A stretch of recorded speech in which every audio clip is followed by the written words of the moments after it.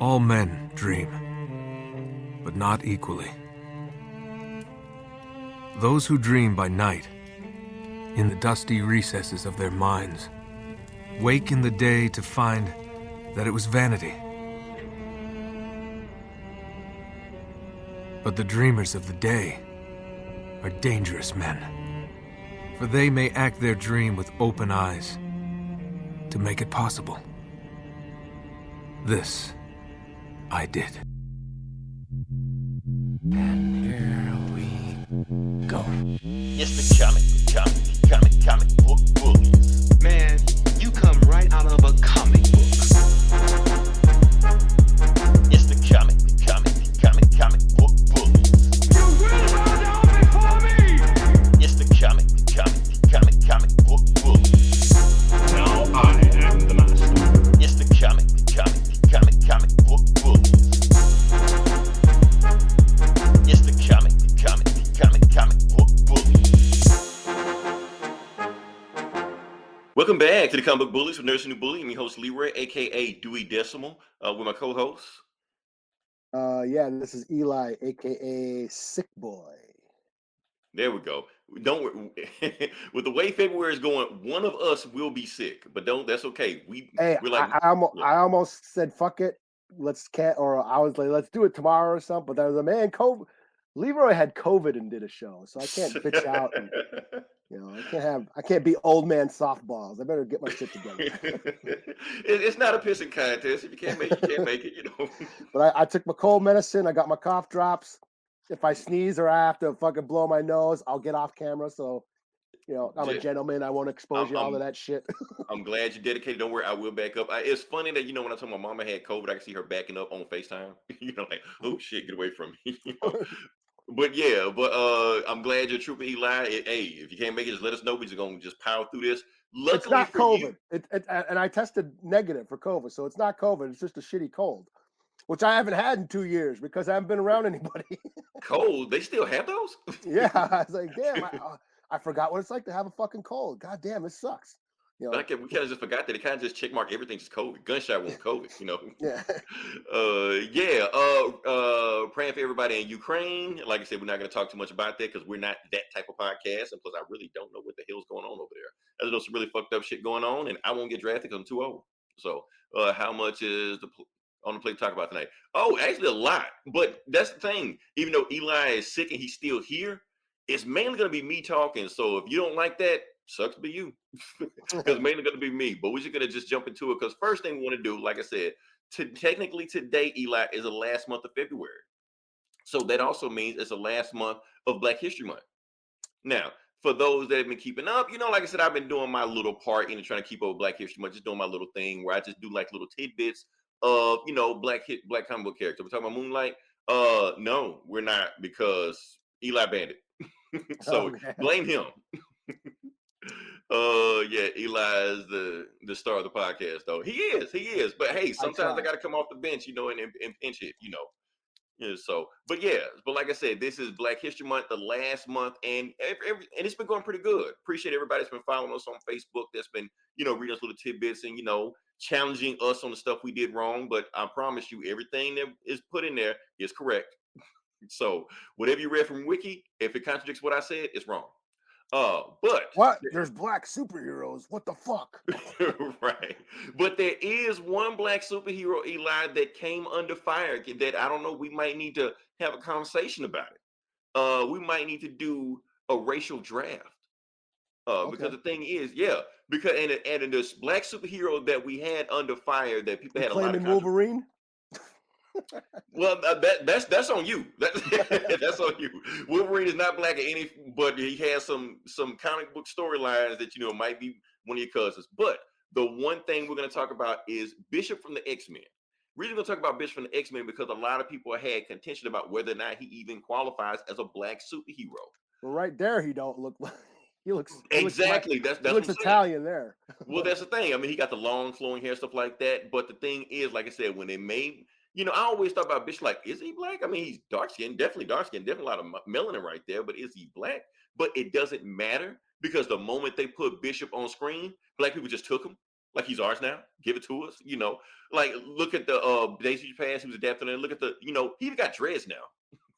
So he's definitely black. I'm kind of jealous, because of the long flowing locks, but why? Because I know that's fake, so I shouldn't be, insecure about that. Just last, a couple years ago, you had Method Man cosplaying as him, so you got all these black actors like, oh, I want to be Bishop, I want to be Bishop, So before anybody else get their hands on him to debate whether or not he's black or not, everybody just jumped on him. You're like, didn't waste any time. Like I said, black cosplayers all over Atlanta, just up as Bishop. But the thing is, the reason we're debating whether or not Bishop is even black or not, because Bishop isn't African American. He's actually Aboriginal Australian. Oh, no What- shit. Yeah, what were you about to say?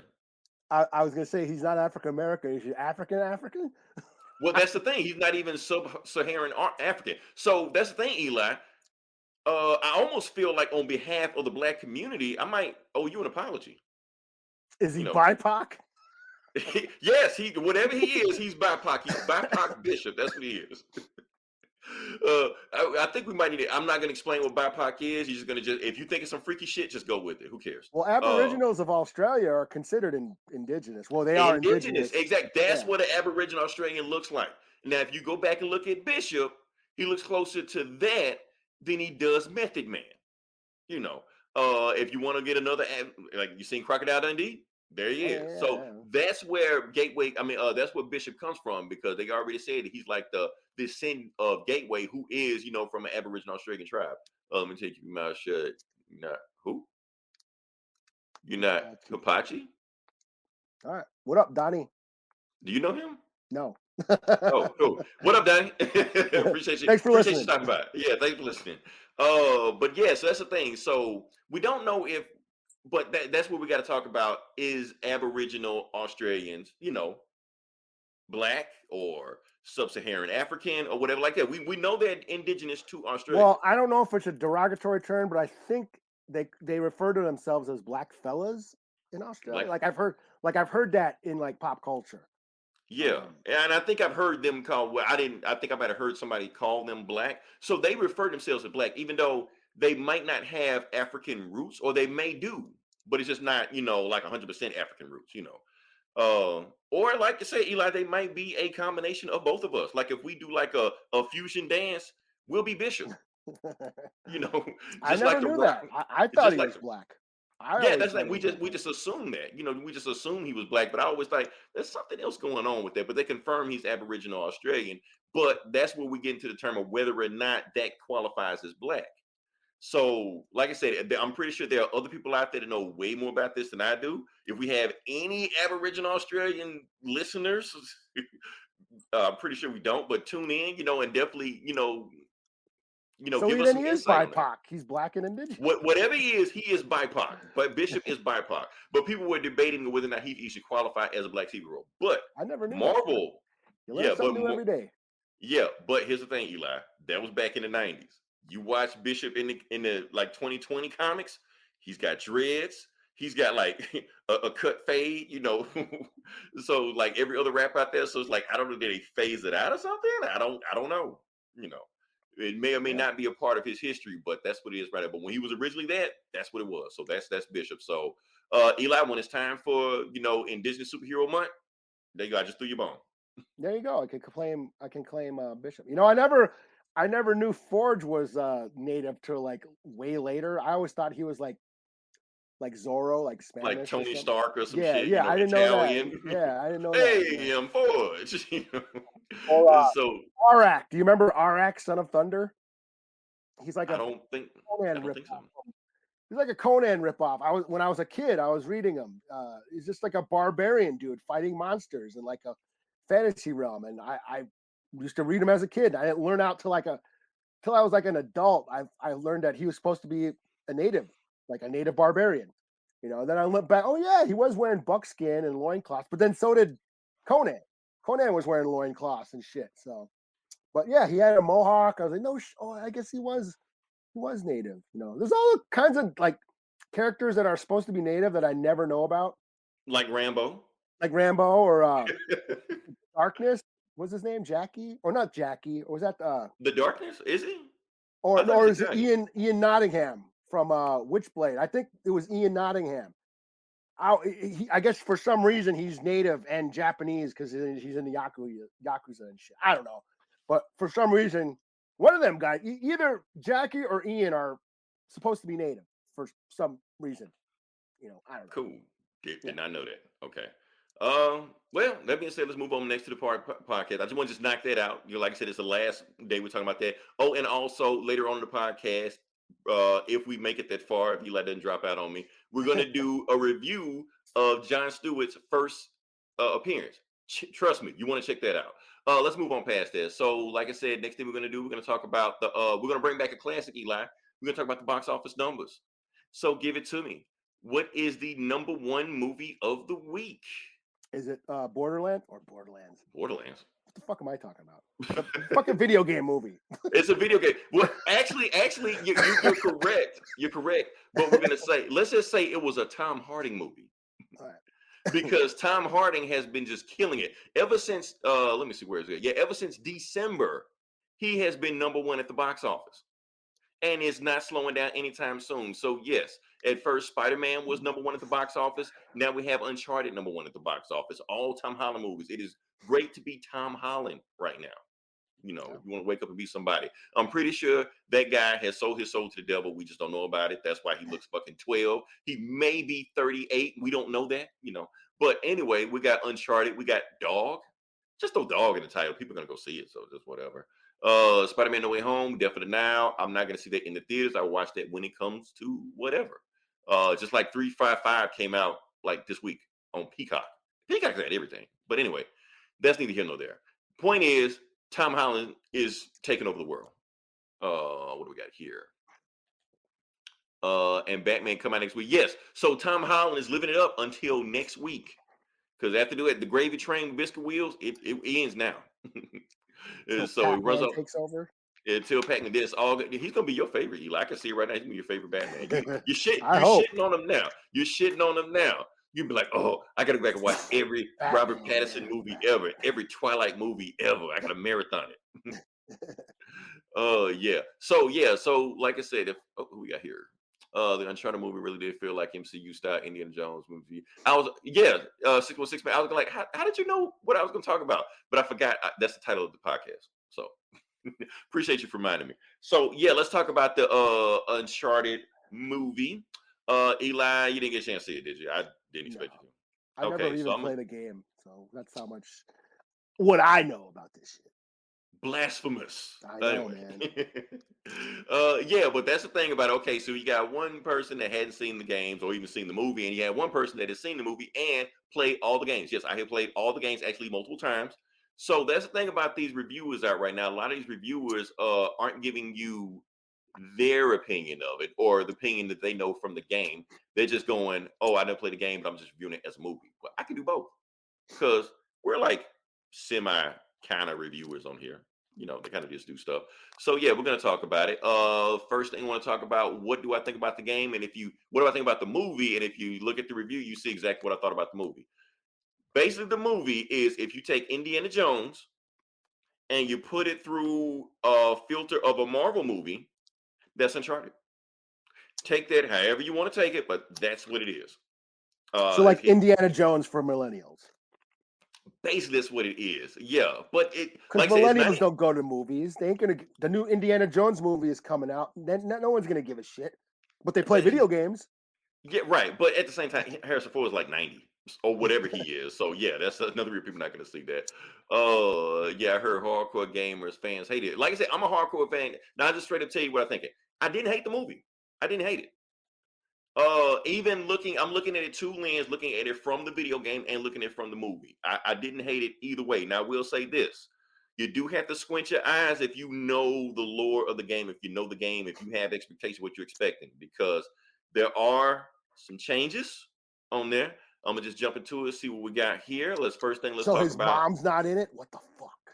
Right, or his mom is in it. What the fuck, But the thing is, we'll talk about Tom Holland. How did Tom Holland do as Nathan Drake? Okay, first things first, he was miscasted.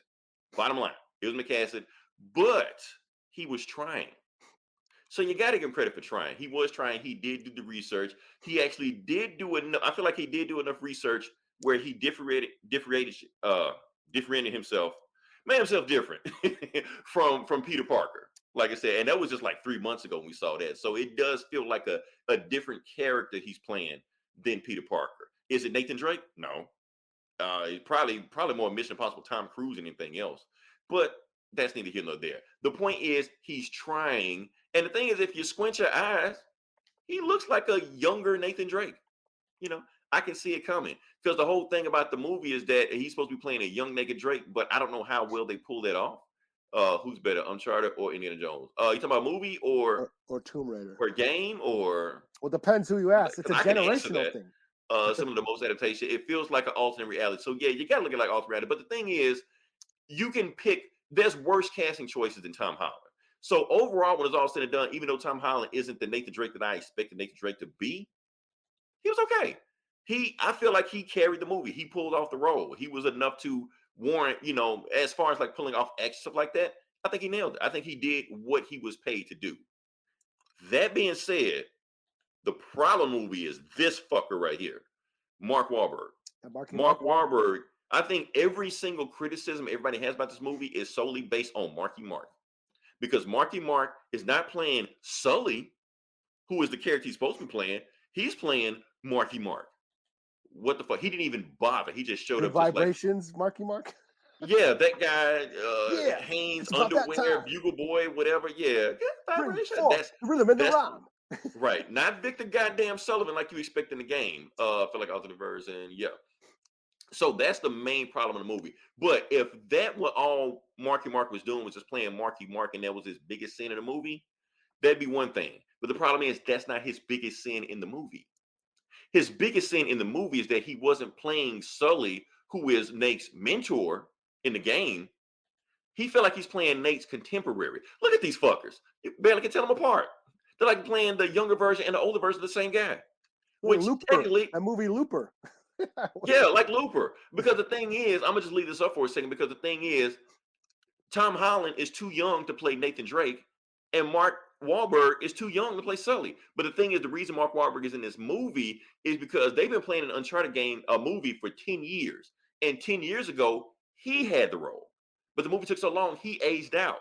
But he's still in the movie, so he's not. So he's more playing not the mentor character. He's playing just older Drake. So you got these two guys just running around acting like the same damn guy. Like, so you're fucking up the movie. Like, what the hell are you doing? So it's not playing like a mentor role with the student role and bringing them in. Mark Wahlberg is playing like a buddy cop movie. And that is not how you play Uncharted. You got to lean back and just let the new guy take over sometimes. It almost feels, I'm going to use a basketball analogy. It feels like Allen Iverson in his last years when he didn't want to come off the bench. He still wants to start. But you don't have any legs anymore. You can't play defense. You're still 6 foot. You have no jump shot. Come off the bench. No, he still wants to start. Not an all-star anymore, Mark Wahlberg. Yeah. Uncharted been development for the game hadn't been on 20 years. So there's a little bit of room for there's a little bit of Marky Mark. So that's the thing. So the biggest criticism of this movie is Marky Mark. But if you can make it past Marky Mark, hang in there. Now the third person in the game we also have is Chloe Frazier. Now the thing about Chloe Frazier is that out of everybody in this movie, she's the one that looks like her video game counterpart the closest. You look at her, you're like, oh yeah, that's Chloe Frazier. So you can see that. And basically she's doing the same thing that she does in what you expect. She's playing the femme fatale. She's playing the character that always screws Drake over. They have sexual tension. Why does Drake always trust her even though he knows he'll screw her over? Reasons. Don't worry, her ass does not look like that in the movie. So, but at the same time, Eli, it kind of brings me back to what you were saying about, not you were saying it, but I think one of those, directors was criticizing these Marvel movies about that they're not sexy. That's the thing about these movies, they're not sexy. Now, don't worry, Eli. They don't have sex?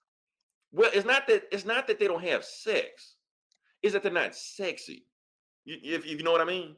Okay, so the thing is on these games, well, not the movies, but the thing is they're saying that they just feel sterile. Like, for instance, now, don't get me wrong, Tom Holland, he takes his shirt off. He's bulked up in Spider-Man.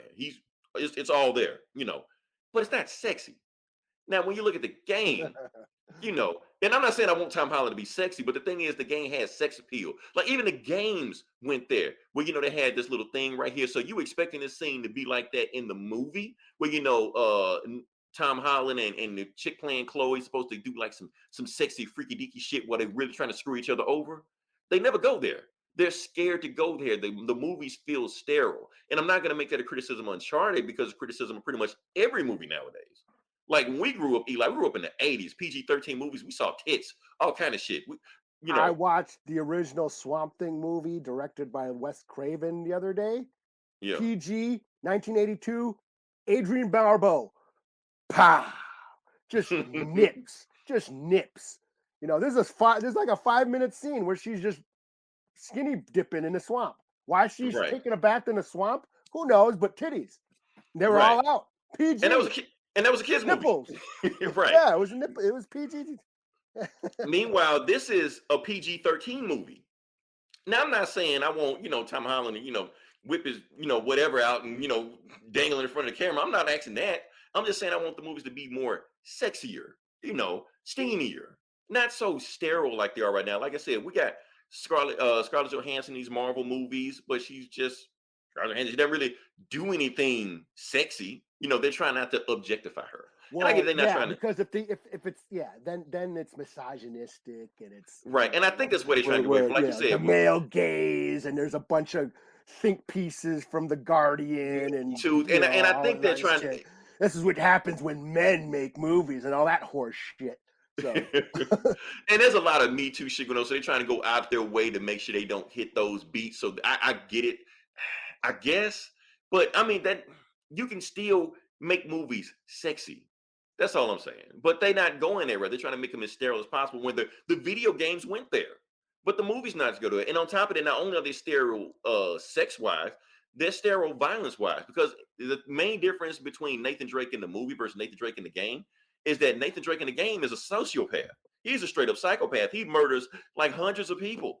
Just a game. But you don't think about it. Because it's like back in the 80s when Indiana Jones I think Temple of Doom, I think Indiana Jones had like a body count of like 80 people in that movie. It's nuts. It's crazy. And that was PG.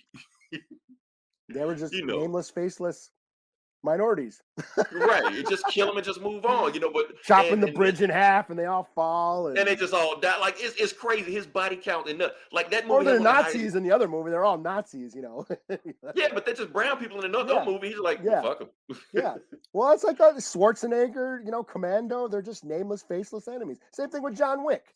We don't give a shit. We're not like, oh my God, he killed that poor guy. Right, you just run through them and say, but at the same time, like, Terminator and all the movies that are rated, but when you look at a PG-13 movie like this, you expect people to get mowed down and stuff, but it doesn't happen. Tom Holland only uses a gun once at the end, empties the clip, doesn't hit anybody. I'm like, well, you would have died 5 seconds in the game, So you actually had to come with it, and that's things. And another thing about this Uncharted movie, and I'm about to wrap this up, but I just want to say that it's a weird movie to make because it's a movie that's adapting a game that was adapting a movie. I'll give you an example. Okay, I'm gonna see if I can get away with without getting flagged. Because the thing is, they take the scene from this. We've already seen it. It's like the money shot in the trailer where where he does the thing where he hops from the airplane. That's like that. The ending of was it The Living Daylights? It was like right, and I'm getting to that. But they actually ripped it off from the game. It's actually exactly like it was in Uncharted 3, Drake's Deception or whatever it was like that. But like it's like you said, they ripped that off from The Living Daylights. So you're ripping the movie is ripping off a game that's ripping off a movie. So it's like what the hell? So that's why when the movie finally came out, I hear a lot of critics are saying that the movie is derivative, the movie is taken from a lot of places. Well, of course, it's supposed to, because the game took from a lot of places, and that's how it is. But I do feel like the game had better acting. I do feel like the acting, they were playing it too comical, not really going there. There should have been some emotional scenes in the movie that should have went there, but they didn't go there. But the game really goes there. Like you feel more emotion for Polygon ones and zero binary characters than you do like real life action people. They really go there. So I'm just like, what is missing? That's why I'm thinking like, okay, the Uncharted movie is fine. But that's all it is. It's fine. Why isn't it better? People say the Uncharted games are some of the best games of all time. So why isn't the movies, closer to that level? Why is it just disposable Marvel nonsense, on that level? And I feel like it should be better. And I feel like it could have been there, but it didn't. It was like it was almost afraid to go there. It was playing it too safe. Now, I will give the movie some credit. The third act is fucking nuts. They just like throw all logic out the window. The movie at the end is basically the final scene is two pirate ships in the air, and they're having like a Pirates of the Caribbean fight between Drake and the other pirates and shit like that. It didn't make no fucking sense, but it didn't matter. In the air. In the air. It's nuts, but it's awesome because just like screw logic, this shit is fun. And that's like if the movie would have had more fun and more creativity, stuff like that, no, I think the movie actually would have had a higher score.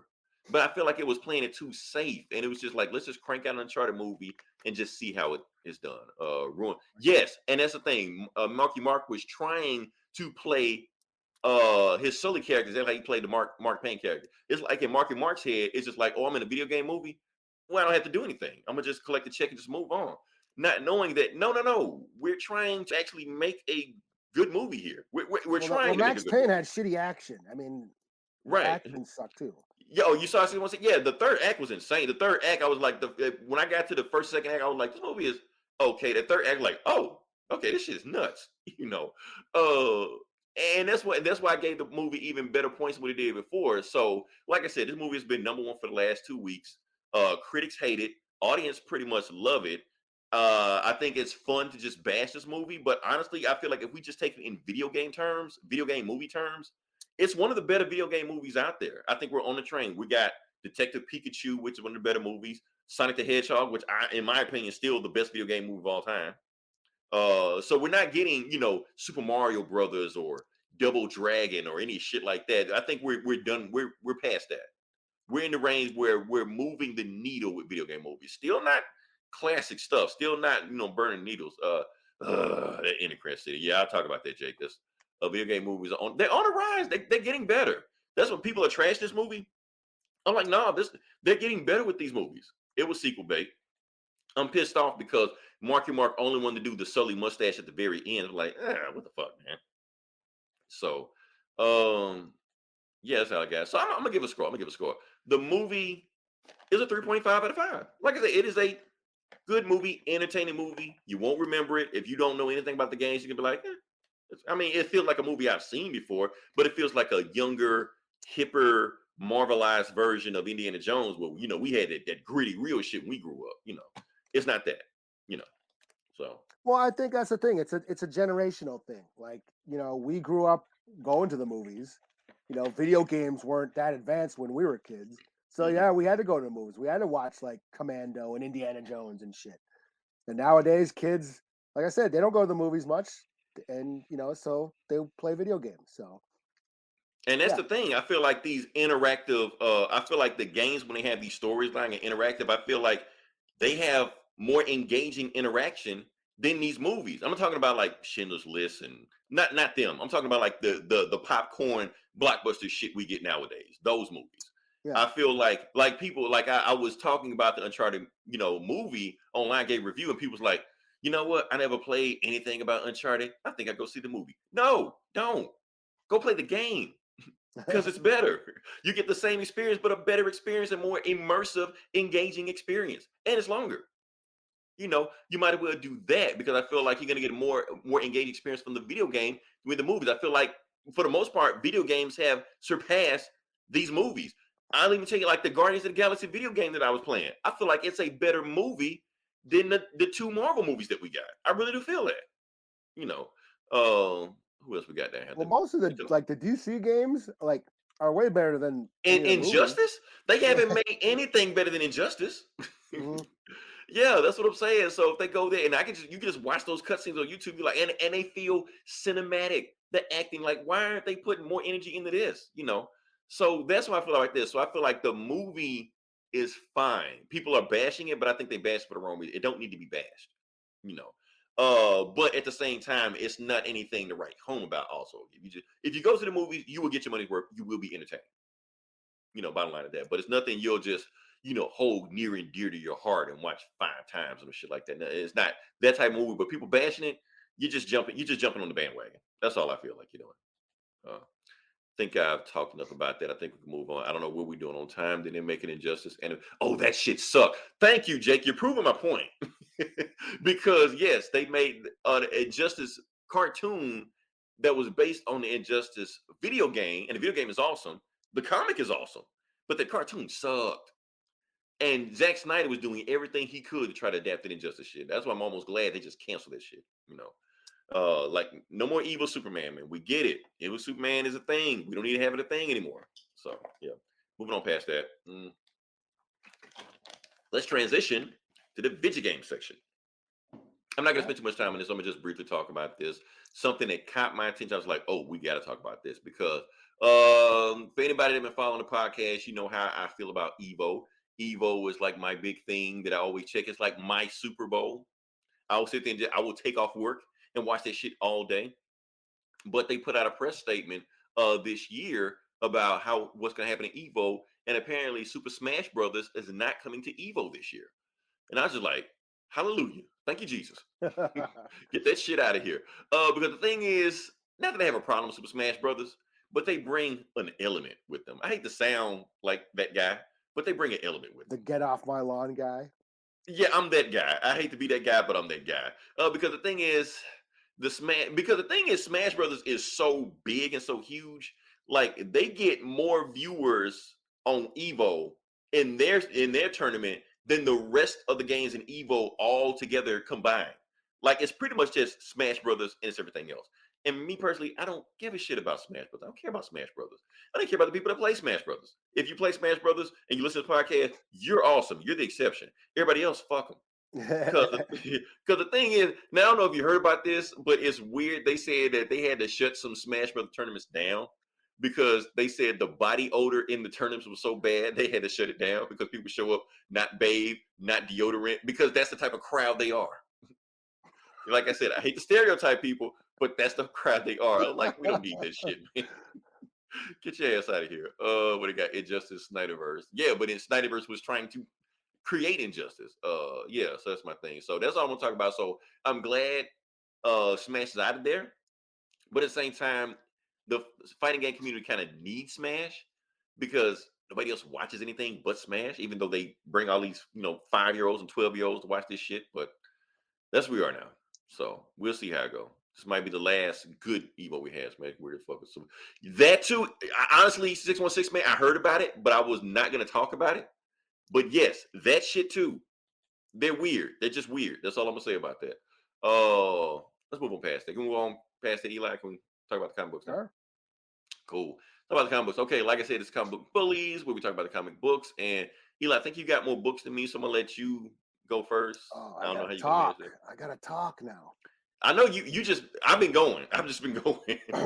Now I got my cough dropping. I was trying to get my throat to rest still, but okay, we can go. Oh shit! I didn't want to have you choke anything like that. Well, I'll do Ghost Rider #1. How about Okay. that? How about Cool. that? Okay. So this is hold on, let me get the screen up. So this is a new Ghost Rider book. Is it not Chip Zdarsky? Benjamin Percy? Is it? He's the one got it? Okay. Yeah. So yeah, this is a new it's Johnny Blaze. I know that bike there kind of looks like Danny Ketch's crotch rocket, but this is Johnny Blaze. He is kind of a mystery. We're kind of like he's like married, and sorry, this damn Comixology navigation sucks again, so I'm just gonna fuck it, go off the top. we're struggling. Y'all have no idea. We are struggling, but yeah. Basically, he's married. He's got kids. He's living in some town. He had a motorcycle accident and he had like a head injury. He had surgery, and he's going to therapy. And he keeps having these hallucinations of demons and shit. The therapist is like telling there's no such thing as monsters, but something is afoot. You kind of know, is he having a dream? Is he in purgatory? We don't know. And then at the end, it is revealed that, he's in some kind of limbo or something. And he remembers that he was the Ghost Rider. And at the end, he gets the spirit of vengeance. And I remember I'm Ghost Rider now. And that's kind of where it ends. But it's kind of a mystery at first. You don't know what's going on. He's having these hallucinations, seeing demons. And so it's kind of unfolding like a mystery. And I dug on it. I'm a Ghost Rider fan. I thought it was cool. The art is dope. It was very long, though. It was like a double issue. It was like 40, 50 pages. Like the first page is out the gate, really? Yeah. But yeah, I mean, it was cool. It was cool. I'm gonna check out the next issue. But yeah, it's just him remembering what's happening, what's been going on, how did he get to this point? We don't know, but he did remember. Oh yeah, I'm Johnny Blaze. And he gets the Ghost Rider back into him, and then he goes riding off into the night. So is it a one shot or no? Okay. It's something's gonna happen. The next issues, and the art is cool. There's got some really cool body horror, demon shit. There's I don't know if she's a somebody, but there's like an FBI agent who is an ex-SHIELD, who worked for SHIELD. What's her name? What's this chick's name? Agent Talia Warroad. Ever heard of her? Nope, I've never heard of her. Well, she sounds new. She's like a goth chick. It looks like they're trying to rip off Something Is Killing the Children. She's like an X-File supernatural agent that works for like like an X-File was like somebody who investigated the occult. That's what she's like, and she's here to investigate some strange things going afoot. And she seems to know that there's something going on with hell or whatever, and investigating whatever happened, whatever's going on. So there's that little subplot. But yeah, that kind of reminded me of like the House of Slaughter, the Something Is Killing the Children. She kind of looks like Erica Slaughter, and this goth chick, with black mascara, fighting monsters and shit, I guess. But yeah, it was cool. Art was cool. And I can't navigate for shit on this. Okay, here we go. But yeah, 4 out of 5. It's Ghost Rider. Pretty cool. Cool. Okay. All right. Let's see what 616 Man Guy is a book. Finally, the Johnny Blaze version. People want Johnny Blaze back. I feel like if Johnny Blaze is back, they must be planning something. Yeah, it is Johnny Blaze. He's not as cheesy. He's been kind of cheesy lately. Yeah. But no, this seems like a straight up like supernatural gritty horror. Like it had some really sweet creature designs. So I thought that was pretty cool. He's having hallucinations, like the painting is a monster, and it's pretty cool. I was digging on it. But yeah, it is Johnny Blaze. People are, how many ghosts we got? Cosmic Ghost Rider and Danny Ketch, I think, is the definitive. Yeah, that's the thing. Everybody says that Johnny Blaze is their favorite Ghost Rider, but really Danny Ketch is their favorite Ghost Rider because all the cool shit that Ghost Rider ever did was in the Danny Ketch run. Yeah, Danny Ketch is the one who came up with the Penance Stare and all those powers, the crotch rocket, and all the powers that we know that Ghost Rider has was from Danny Ketch. But yeah, Johnny Blaze was the original Ghost. Actually, there was another. Wasn't there like a cowboy Phantom Rider? But he didn't have powers. I think he was just a dude just wore all white. He'd be like KKK or some shit, just rode around and shit. Yeah. Right. Yeah, 4 out of 5. It's Johnny Blaze is back. So Johnny Blaze ain't a damn thing changed. Okay, cool. All right, so yeah, what we're gonna do now? We're gonna talk about Dark Ages number 5. Dark Ages number 5. We didn't have a couple going on with this. This is a Tom Taylor Like I said, Tom Taylor shines his brightest when he is outside of continuity. And he just do whatever the hell he wants to because he was the mastermind behind the whole Injustice comics, and he just went nuts with that shit. So yeah, Donny Cates get Ghost Rider franchise, everything. Yeah, Danny Ketch is the Ghost Rider, everybody's favorite Ghost Rider. They just don't know it's the favorite. Yeah, Rider. Just it's like it. with the yeah. Well, yeah. Read the Howard Mackie Ghost Rider run. That's Eli, we're gonna have to review that one day. We're gonna have to review that run it's one day. dope. That's We're where gonna have to that sit down and just yeah. break that some bitch down. Just That's got the Midnight Suns and Blade and Lilith and all that demon shit from the supernatural Marvel shit.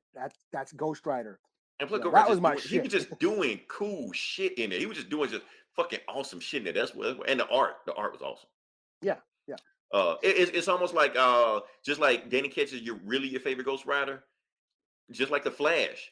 Wally West is really your favorite Flash, not Barry Allen, because all the cool shit that you think Barry Allen did, it came from Wally West. The Speed Force came from Wally West, and they just retroactively did all this shit later on.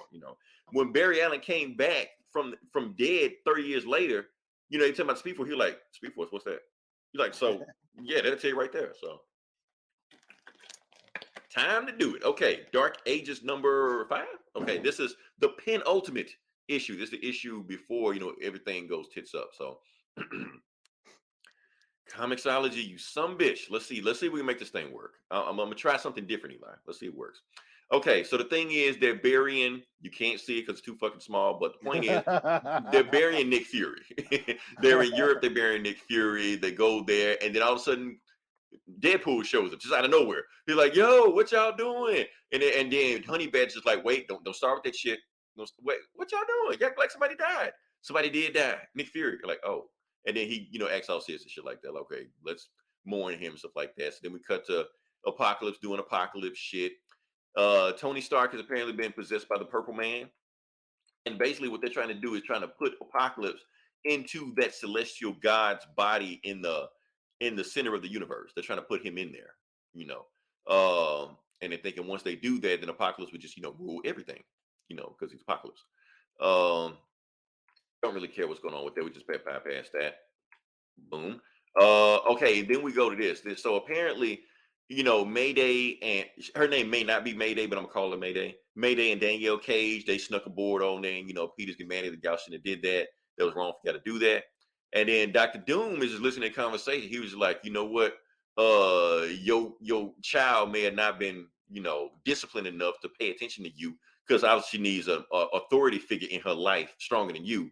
But because of her insolence, she said her warning saved us, And Spider-Man turned around like, you know what, dude, fuck you. I don't need parental advice, from Dr. Doom, But then Jessica Jones is like, you know what, we might need to bring the kids with us when we go do whatever we need to do. So that's when Deadpool does his Deadpool shit. They ride in a steam bus or whatever, and they just ride off. Then they stop by a campfire because since there's no lights on the bus because it's powered by steam, they got to stop somewhere. So they stop, and I guess Honey Badger like smells something, but she smells something, but she doesn't smell something. She like something is hunting us. So if something's hunting us, Blaze is like, well, let's hunt the hunted. So they do their thing. They don't know where it's coming from, but then all of a sudden, Oh damn! who gets stabbed? Not Honey Badger, the It sister, looks like Laura. Oh, Yeah, Laura. Laura gets stabbed. Yeah, Laura gets stabbed. They don't know about what. They can't smell it, they can't sense it, nothing. But the thing is, Spider-Man can't sense it either. Like he knows I can feel it, but I can't sense it. So any Spider-Man fan knows that worth their salt knows what that means. If Spider-Man can't sense it, that means it's a symbiote. So then a symbiote pops out of nowhere, but it's I'm gonna try to get you over here. So it's a Venom Carnage symbiote combo that pops out of nowhere and just attacks everybody. And it's coming for, Moon Girl. But Devil Dinosaur jumps in the way, and stops it from attacking her. But then Devil Dinosaur eats it, throws it away, stuff like that while they're doing that. But anyway, cut to the end. Pepper Potts just like, oh, it's a Venom thing? Okay, I got firepower, so we know that hurts Venom. So then they attack him. Moving on past that, we got Storm doing her Storm shit. She just like, move out the way. I'm about to light that ass up because that hurts Venom. So then they burn all the Venom off the host, and what they see is just a naked black dude there. So who is the naked black dude? Peter Parker walks over like Miles Morales. Oh He was damn! possessed by the Venom symbiote Carnage combo, and he just got him. And then Miles is like, Pete, I know everything. Those symbiotes told me everything that's going on. I know how Apocalypse is going to end the world, to be concluded, and that's going to be the end of the story. So yeah, so like I said, Apocalypse is trying to put his mind in that God's body. So I guess it's going to destroy the world like that. But yeah, so Miles Morales was a Carnage vintage symbiote. I'm pretty sure they said that in another story, in another issue of this. But that's a pretty cool story. It's like I said, Tom Taylor is kind of ramping up because after he's done with this story, I think he's done with Marvel. I think he signed an exclusive deal with DC. So that's going to be it for that. So yeah, 4 to 5. I want to see how it concludes. I want to see how it wraps this whole thing up. So yeah. What you got, Neela? Should I do Shang-Chi? Mm-hmm. And that's the thing. Let's bitch about Comixology some more. Because Comixology is so fucked. I didn't know Shang-Chi came out because there's no list of books that came out. It's just like you just got to know. Comixology is so fucked up that when I was looking for like Superman, 1016 or some shit like that, I accidentally clicked some shit and went to like Mindy Kaling's self-help book that came out last week. Like, what the fuck they got to do with Superman? I want to read no men's health shit with Tom Holland. I don't want to read that shit. The site is so fucked up, you don't know what's going on. Yeah, sure did. What do we got here? Venom, Carnage, Miles, new cosplay. Somebody's gonna do it. Somebody's gonna do it. But yeah. Okay. Yeah, so this is the new arc. So basically there's that thing with where his grandfather kidnapped his mom and took him back to that took her back to that that place, mystical realm that's in the movie. Yeah. And so Shang-Chi and the sisters are meeting with the grandfather, and he rolls up. They have a battle, but then he takes out this like a bronze bowl, and then like takes the blood, his own blood, and puts it in the bowl and conjures up these like monster dog things called, what are they called? Taotias. They're in movies. They're in like those dog lions combo things, kind of like that. So I think they were in Shang-Chi, the movie. Yeah, and they're in other movies. They've been in like, I think in like Kung Fu Panda, and I think like, or if you like go to like a Chinese restaurant, they're like outside, like the statues of them like outside. Yeah, or like like a lion dog thing. But anyways, so they have a fight with these things, and it turns out that the blood, it's going after all because the grandfather cut his blood and put it on the bronze mask thing. Those monsters are after the blood of those ancestors. So Shang-Chi and his sisters, so they have to fight them, and these things can multiply. They're like they have a battle with these things. They can't seem to get rid of it. Then finally, Shang-Chi smears his blood on both of their masks, and they start fighting each other. And that's kind of how they kind of get rid of them.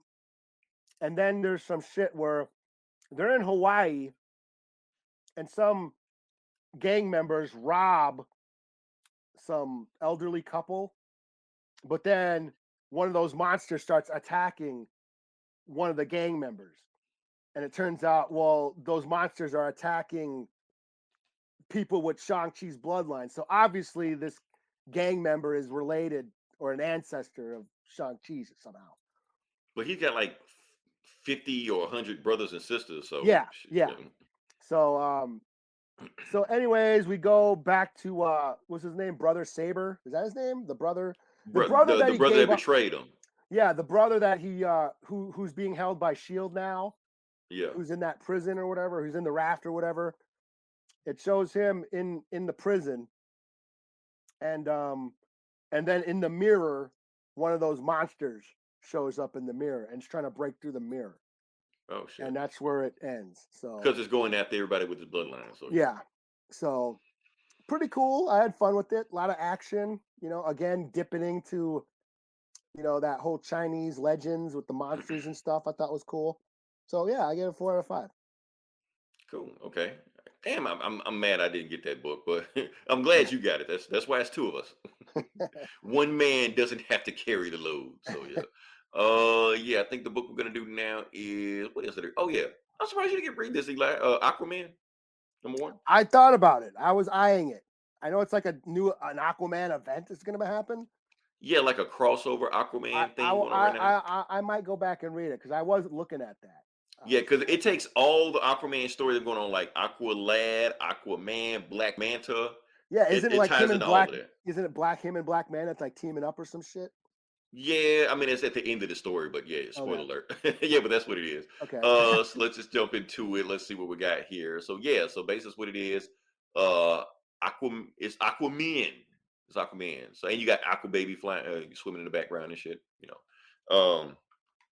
But yeah, what do we got? Let's see what we start off with. Basically, we are in Manhattan, and we're at the UN. Can't see it because, like I said, for comicsology. Anyway, And they're that's being another attacked thing by. about and bitching about comicsology. You can't preview the book anymore. You know? Oh, you can. Really? Yeah, you can. And they actually give you 7 pages now. Oh, because Yeah. I can't like usually you can click on it and it has like a few pages preview. Like that doesn't pop up for me anyways. Yeah, yeah. That's it. Matter of fact, when it's done, I'll send you a link. If All right. anybody else want to know about it, message me personally. I'll send you a link. But that's about the only thing you can do that's good on it now. Where were we? Okay.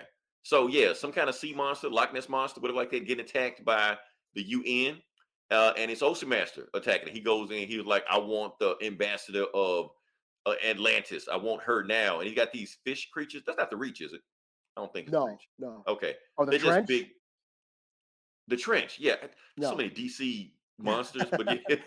No, that's not. Yeah, but okay, so he's holding the UN hostage. He's got the Atlantis ambassador, and yeah, that's when you got over here the Aquaman going after him. Authors, telling Jackson, "Who do you want? You want the man, or you want the monster? Like, give me the monster. I want a challenge." So Jackson goes after the big monster thing, and Arthur goes after his brother Orm. He's just like, Orm, don't kill me. Don't call me Orm. My name is Ocean Master. It's like that. And Orm, cut that shit out. And then he puts it down. He's like, hello, brother. That whole Thor Loki shit. They do that whole thing. Anyway, there's a whole nother thing going on in Bexley, Ohio, whatever it is. Some dude with pink eye say he can't go to work. That was me like last week. No, I mean a month ago when I was sick. Yeah, that was me. Went to the strip club. Yeah. The gift that keeps on giving. Anyway, what we talking about? Yeah. So Black Manta is watching the whole thing on his cell phone. He's got like a Black Manta cell phone. Like Apple doesn't make that. Maybe a cover. Maybe it's cover. Yeah. Anyway, he's getting dinner in Paris, France, and he sees some dude freaks out. And he right before he kills his date, Black Manta stops him because I guess he figured that his date was gonna freak out. Going past that, we got Aquaman, well, Jackson, fighting that Loch Ness monster. He's stabbing the shit out of him. And you got Black Manta and Jackson kind of, basically doing the same thing, attacking people, using too much force, because they're father and son, trying to show a parallel. More fish monsters. Fish monster breaks in, tries to attack everything. Aquaman's like, Jackson, I thought you had the monster. He was like, you attacked it. So Orm does something to calm the monster down. They leave. Aquaman go after him, and they beat the shit out of him, and they arrest Orm. That's it. But then, oh yeah, and the Berkeley dude, whatever, he blows up. He blows up. Yeah, so it wasn't even a thing. Uh, Black Manta, the guy that he attacked, apparently just died on the spot. So he decided to take him and do an autopsy on him. Take him on to see exactly what the hell's going on. And oh yeah, right here.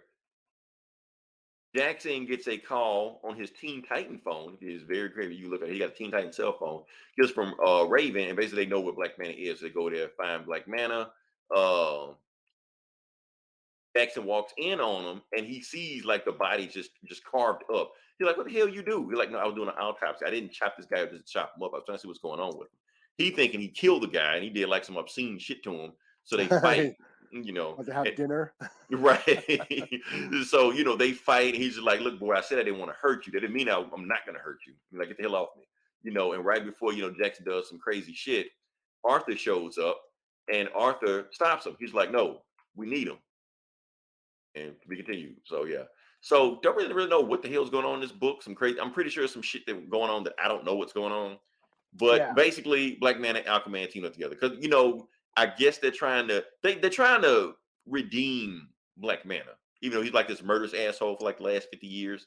They're trying to make him a good guy now or anti-hero, whatever you want to call it. Basically, underwater Deathstroke or whatever. So yes, that's what's going on with that. So 3.5 out of 5. I may stay with it. Stay with it. Like I said, it's the first issue, so you gotta feel your way around it. You gotta because I haven't keeping those stories. I don't know what the hell's going on. Yeah, like I said, it's Aquaman, and it's funny, and there was some funny lines in there because like when the porter said, "And now coming to the rescue, Aquaman and Aquaman." Did I read that right? Because they both call themselves Aquaman now, so just a whole bunch of Aquaman. So yeah, yeah. What you got next? I'll do Phoenix Song Echo, Nice. number 5, the finale. Just 5 issues. That's It was kind just, of. of course, yeah, it was just 5 issues. I That's all they're mean, getting. six is a meaty. What's gonna call it? Not, Arc. like a trade. A trade. You need 5 issues for a meaty trade. Yeah, I think that's my opinion. But yeah. yeah. Well, the trade will be 5 issues and then like 10 pages of crap. Oh yeah, artwork and yeah. And how Oh, and important that this director's character is. commentary where they Yeah, reprint it, but it's all in black and white with no words. yeah, and then how important this character is that no one gives a shit about. Yeah. So this is the story where Echo has the Phoenix Force. She acquired the Phoenix Force from that tournament in the Avengers run, thanks to Jason Aaron. So she spent this whole arc kind of trying to figure out how to use this Phoenix Force, but also being chased by the Adversary, which is an old villain from like the X-Men lore. I actually went back and read that arc where So there is a guy named the Adversary. yeah, we're like with Forge and Storm and that yeah, and the Medicine Man. They go to the Grand Kid. It's really kind of corny, but yeah, it's an old X-Men villain, and this villain is trying to steal the Phoenix Force from Echo, and he's going back in time to and killing all her ancestors, her historical ancestors, trying to basically erase her from existence and take the Phoenix Force. So she teams up with this guy named River, and his power, he's a mutant. His power is he can go back into your ancestral timeline.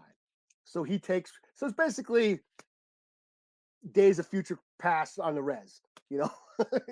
She goes back and meets all her relatives, like in her mom and dad, then goes back to the Cahokia, which is the old ancient native city and that's like in Illinois, and meets her like the one of the first phoenixes back then, and then she ends up in limbo, like some sort of dream world, like limbo, where she's kind of like she's kind of like all her desires is being fulfilled. She's married to that River dude. She's a successful artist. She's not a superhero anymore. Everything's lovely, but then figures out in this issue, she figures out that it's all a dream, and that she's got to fight the Adversary and destroy him before he erases her existence. So this one is where they fight.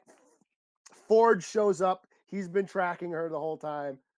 He shows up. So it's Echo, Forge, and this River guy against the Adversary. And the Adversary sort of uses everybody's past to haunt them. River's parents comes back and like because his parents died in a car crash and shit. And then Storm shows up. The hell? Okay. That's random. Forge, because Forge used in Storm to bang back in the day. Oh, yes, right. They were an item. So she comes back and she's fucking with Forge, but then Echo like goes back into the beginning of time of when the Adversary was created, which is like the beginning of the universe, when there was nothing, back like when Null started. So Echo versus the adversary, and Echo is like, I mean, the adversary starts turning into like a spider. He's like a trickster, which I thought was kind of cool. But of course, Echo's the Phoenix, and like, you know, beats him up, destroys him, and sets everything right. They all go back, and everything's lovely. And River and Echo kind of hint that they're probably going to be an item. Forge says, we still need to talk and get your powers under control and kind of resolve everything. You know, and it's kind of disappointing. Like this whole arc was kind of disappointing for me because I felt like it was so convoluted, but it's full of really cool ideas.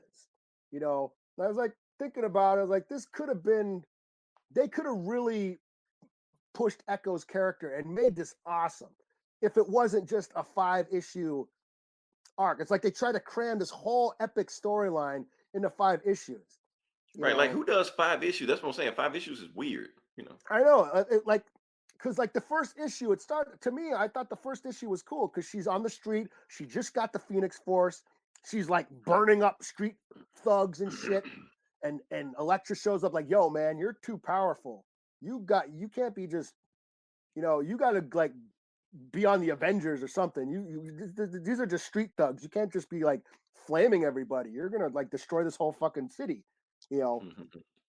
And that's when she leaves, But like that, if they like broke this up into like maybe a 12-issue run or a 12, or like the first arc could have been just her on the streets, trying to figure out the Phoenix Force, and then having all these heroes, her fighting Elektra and like Luke Cage and all those New York Hell's Kitchen heroes, them trying to like, contain her, and then she leaves, and then and then they could explore it because they try to explore her past with her parents. That's when she goes back to the Reds and meets, and here I'm trying to write a better story, but I'm just saying it felt like it needed more time to breathe, and they just crammed it all, this big epic storyline into this 5 issues, and it just wasn't enough. Like the battle between Echo and the adversary, it's basically the Phoenix versus this cosmic entity, and it's like 1 page, 3 panels.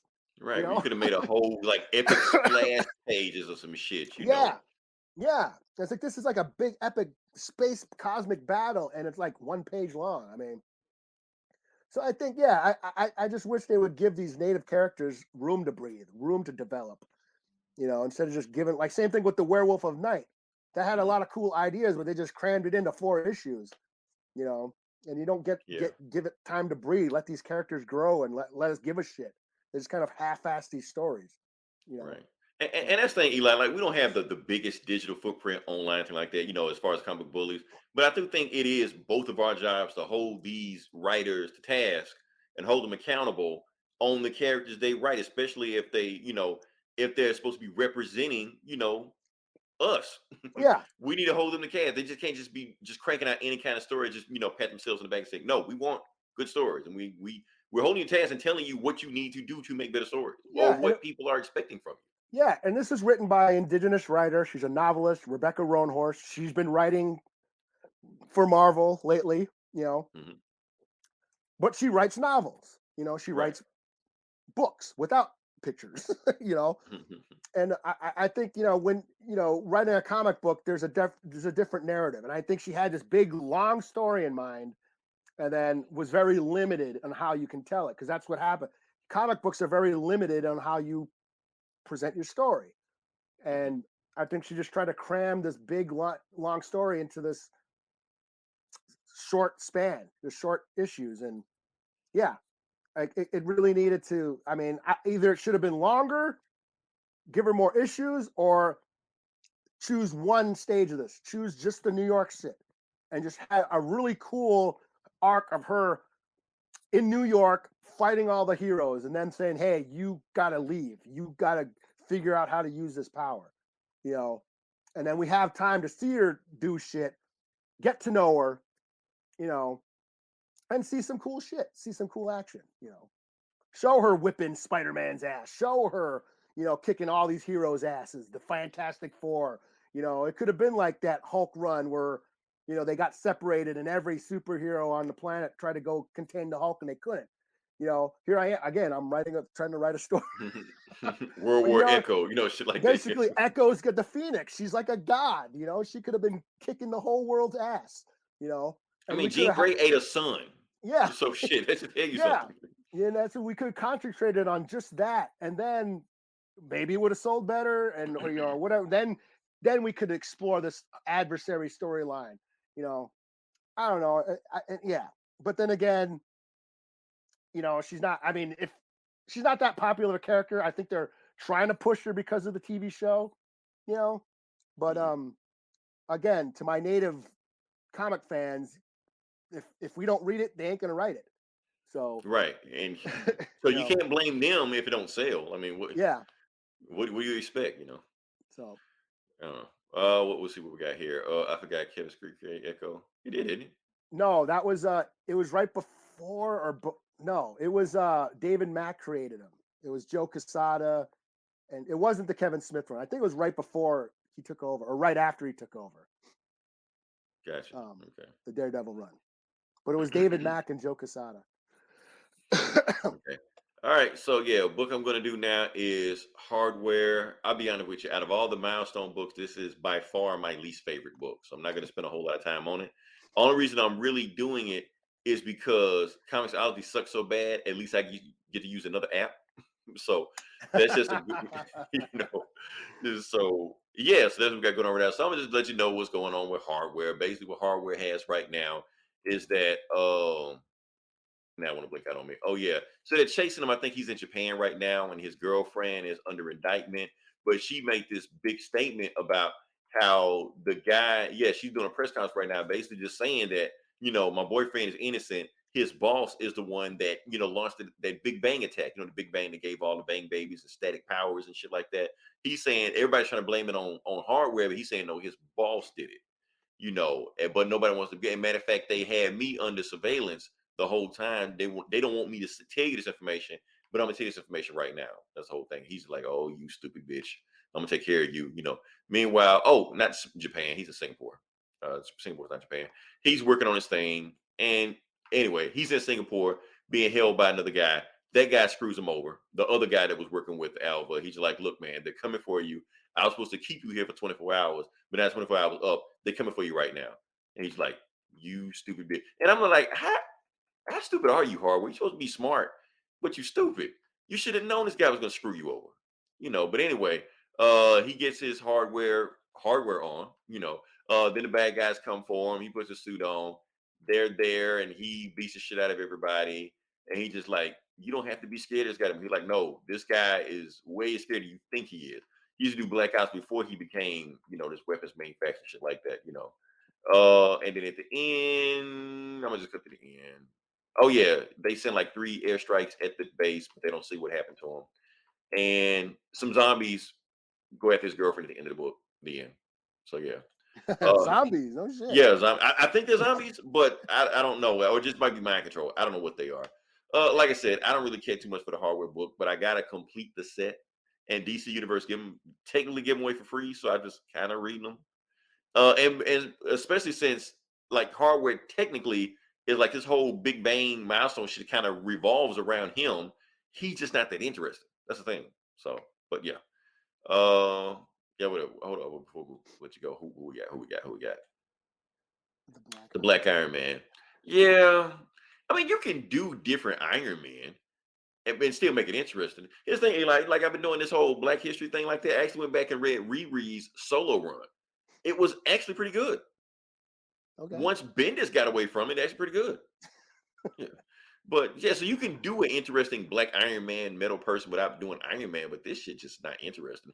Hell, the 90s one was interesting. That was the one with Dwayne McDuffie was just doing him, But yeah, that's all I got. What you got next? This is my book of the week. My book of the year. Oh, okay. What we got?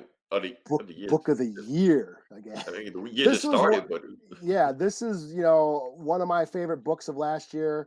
It's only been coming out very periodically because it's James Stoke, and he is doing everything, writing, drawing, everything. He's Hollywood. Yeah. So this is Orphan and the Five Beasts. This is James Stokey's like ode to kung fu movies.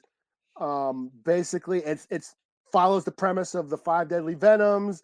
A master gets his student to go after his 5 disciples who have corrupted his teachings, and so she goes out trying to find each one in charge of these different styles. She meets Thunder Thighs, the dude with the legs who can like squash anything with his I legs. knew a chick named Thunder Thighs.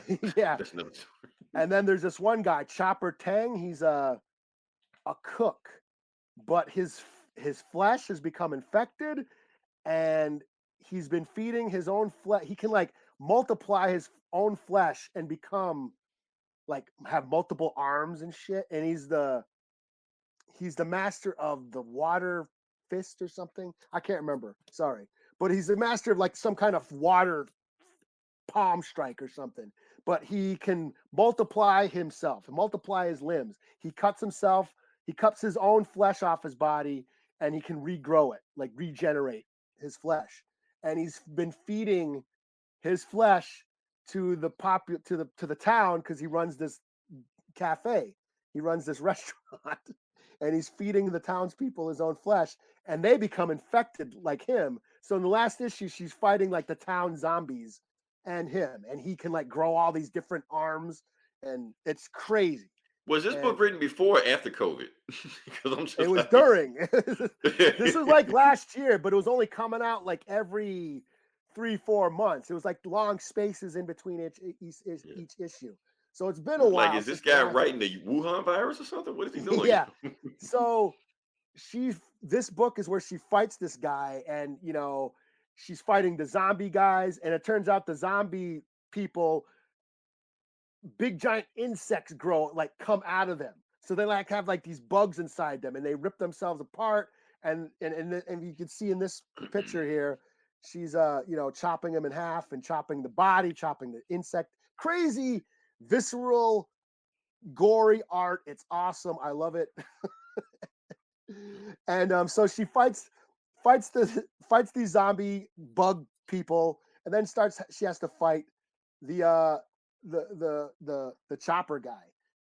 And she ends up and of course he's like throwing he's growing all kinds of arms, looking like a giant spider himself, and she ends up using like a bag of flour to like it breaks it open, so the flour kind of fogs up the room, so he can't see, but then the flour sticks to him. And then she throws a bunch of eggs on him, so the eggs stick to the flour, and then she throws a bunch of breadcrumbs on him, so she's like breading him. Okay. And then he's all breaded, and then she throws him into the vat of grease And then cooks him. Yeah. and cooks him. But look at this shit. Right before he dies, his hand comes out of the fucking grease, reaches out of the pot, grabs some salt, seasons himself, and seasons himself. And then Is this like a comedy book or something? Or? it is. It's like it's trauma, it's kung fu, it's grindhouse, it's got everything. I fucking love this book. Like I said, it was one of my favorite books from last year, and it made my like top 5 of last year. So this is issue 4. I hope it continues because this is awesome. But so this is my book of the week. This is 5 out of 5. Art is crazy detailed art, very violent, very gory, just over the top, cheesy, campy. It's like grindhouse kung fu, so Interesting. Okay. double thumbs for me. All right. So I got one more book left. And like I said, since it's Black History Month, I decided to do like an old school Black history book that a lot of people don't know about. And the one I'm going to do is the first appearance of John Stewart, the Green Lantern John Stewart. I'm going to do that one. A lot of people don't know about this because I read the book and I'm like, oh, this book is fucking nuts. Got to remember, this is back in the 70s. John Stewart is the second Black superhero on DC. Not first. People say he's first. He's a second. Black Lightning was the first. And that's why I realized there's a lot of Black superheroes with Black in the name in the 60s and 70s. Black Goliath, and we'll get to that. But yeah, that's going to right now. So you see the cover right now. You see Hal Jordan knocked the fuck out. John Stewart just like, well, where do you get a load of me? Say, dig, buddy boy, partner, whatever, giant turkey. All right. So anyway, let's get to it. Anyway, what we have going on here is that there was an earthquake, and Hal Jordan goes outside. He was doing his oath. He goes outside, see an earthquake, and he sees what's going on, and the whole ground is messed up. And he sees this guy, walking down trying to save this girl.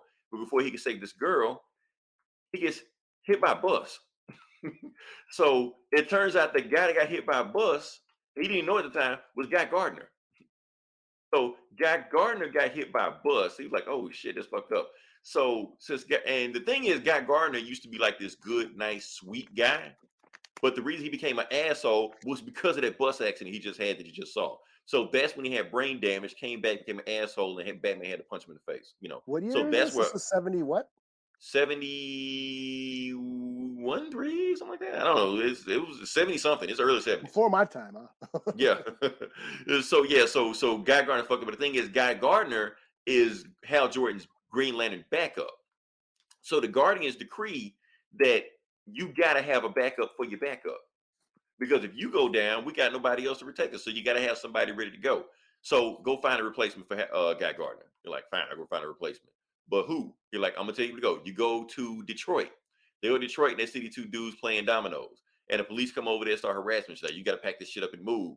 And then this other guy comes out of nowhere, introduces himself as John Stewart. He just saying, look here, officer. They don't need a permit to play dominoes. So how about, and if you got a problem with them, why don't you just walk your ass around them? And then the police are like, why don't I oughta? You're like, well, go ahead. Because I don't think you man enough, even with your nightstick. Officer. Damn. Who's this, Jim Kelly? Basically. So then they just walk off and Hal Jordan like, wait, that guy? You want that guy to be my replacement? He was like, look, Hal Jordan, I know you're a bigot, but that guy is going to be the new Green Lantern. Because he's fearless. You see how he stood up to the police? He is fearless. Yeah, he's fearless, but he's an asshole. I don't care. I want him to be the next Green Lantern. So recruit him and train him. So you're like, okay, fine. He go down there. So he talks to him. He's just like, look, I'm an architect, but I've been out of work for weeks. So since you want me to do this job, fine. I'll be your black superhero. But I'm not gonna be called a Green Lantern. I'm gonna be called the Black Lantern. That's what we're gonna call ourselves. So they go to training, and Hal Jordan tells, okay, so this is how you become the Green Lantern. You hold up the lantern, and you got to say the oath. In brightest day, in blackest night, no evil shall escape my sight. But let those who worship evil's might beware my power, Green Lantern's light. And John Stewart says, that's the corniest shit I ever heard. But I do like that part, beware my power. I dig that. Yeah. So then he puts on the green. So this is your outfit that you're going to wear. And John Stewart looks at his outfit. He's like, look, I ain't wearing no mask. Because this black man lets it all hang out. I got nothing to hide. So that we're only 5 pages in right now. All right. So like I said, he's training them. They fly over to this airport. Apparently, there's like big time guys coming at the airport. So they go down there, but then this gas tank starts swerving and it almost hits the airplane. So he's like, look, John, I'm gonna go rescue the people. You get the gas tank out of the airplane. He's like, cool. So he gets the airplane, but he tilts it where it sprays oil on the person coming out of the airplane. And it's Senator Jeremiah Clutcher. So the thing is, John did that shit on purpose because this senator's like racist as shit. So he wanted to spray it, and then he looks at it and he says he got oil all over his face. He's like, man, haven't I seen you picking cotton somewhere? Because he got black. Yeah. This is the 70s. This is the 70s. So he just like, look, he's racist as hell. So I did that shit on purpose. He was like, you do that shit again, John Stewart, you're out of here. You're like, man, fuck you, man. You ain't gonna tell me what I'm gonna do.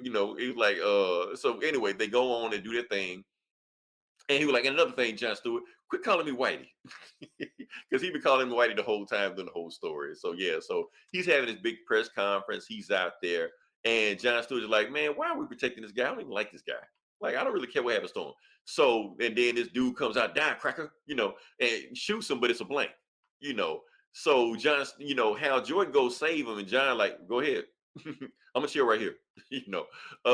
So Hal Jordan catches the guy doing all those things like that, and he smacks him, beats him up, shit like that. Meanwhile, there's a sniper on the roof about to pop the guy, but John Stewart spotted him. And he's like, okay, Hal Jordan, the reason what I was doing is because I knew that guy gun was a blank. Because I spotted that sniper on the roof. I know they wanted you to think it was that guy because if it was a black guy doing that shit, it was going to be this big ass race war and put that guy in the office because we make like a assassination attempt on him from a black guy. That's what they were doing. So he was like, oh, well, I misjudged you, John Stewart. You're actually a good guy. Like I told you. So that's the story. Yeah. So yeah, this is in the 70s. No, so only style important anymore than my color. So yeah, this is a So very was this before- 70s. This was before the Hard Traveling Heroes, or what? This is doing the Hard Traveling Heroes.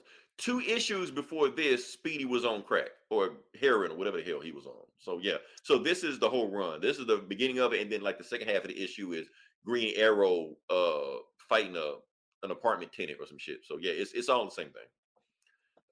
Bronze Age comics. Yeah, this is Eli. We can complain about how they're writing stories nowadays, you know, with people of color, but to be honest with you, they came a long way. it could be worse. They're trying. I hate to say it, but they've improved. So yeah, this was rough. John Stewart with some. Honestly, the other John Stewart stories I read after this weren't this. He felt like more like a regular person that actually had a personality. It wasn't just something they just watched out of a blaxploitation movie. You know. It seemed like an actual character, so they actually came a long way with it. Funny thing about it, the whole military background thing, that wasn't in the comics originally. That actually came from the Justice League Unlimited cartoon.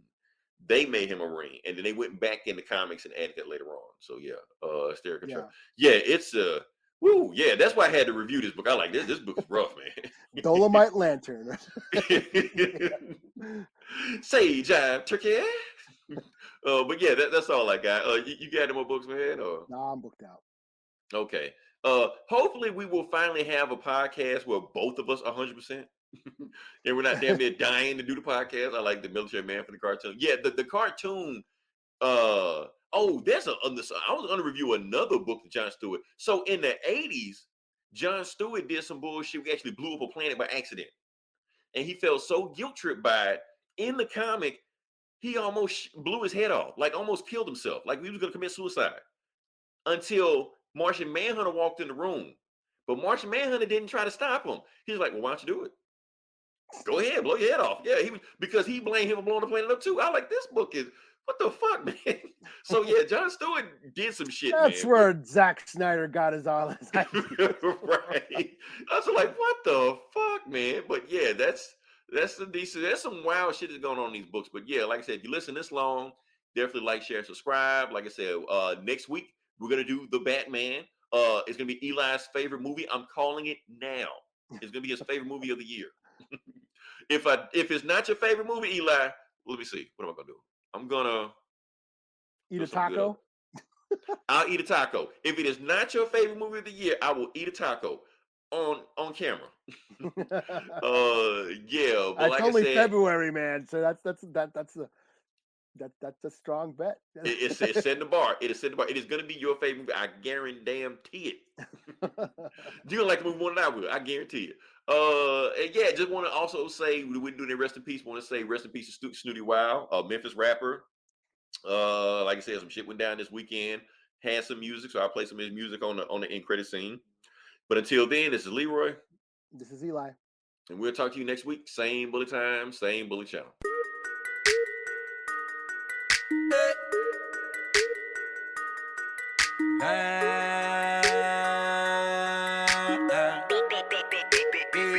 Look, late night, kept me creeping with your damn old lit.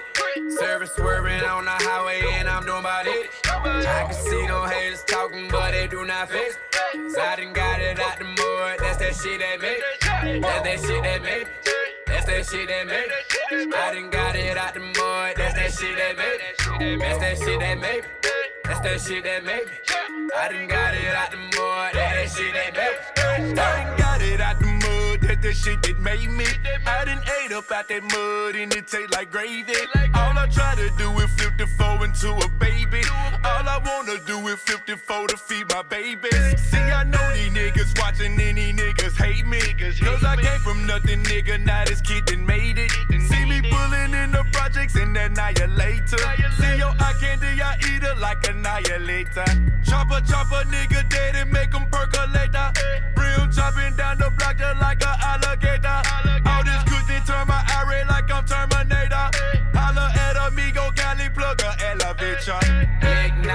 catch me creeping with your demo lit. Service swerving on the highway and I'm doing about it. I can see them haters talking, but they do not fix. Cause I done got it out the mud, that's that shit that made me. That's that shit that made me. That's that shit that made me. I done got it out the mud, that's that shit that made me. That's that shit that made me. That's that shit that made me. I done got it out the mud, that's that shit that made me. South Memphis nigga, yeah, affiliated. Orchestrated with my mob and it's so amazing. 150 20s, all I see is paper. Smoking on Jamaica, you get wrong, you meet Jamaica. Popping bottles, shout out to my haters. You my motivators, that's why we be motivated. All this squad up, all black like them Raiders. Running in your shit, we ain't gon' quit until we take it.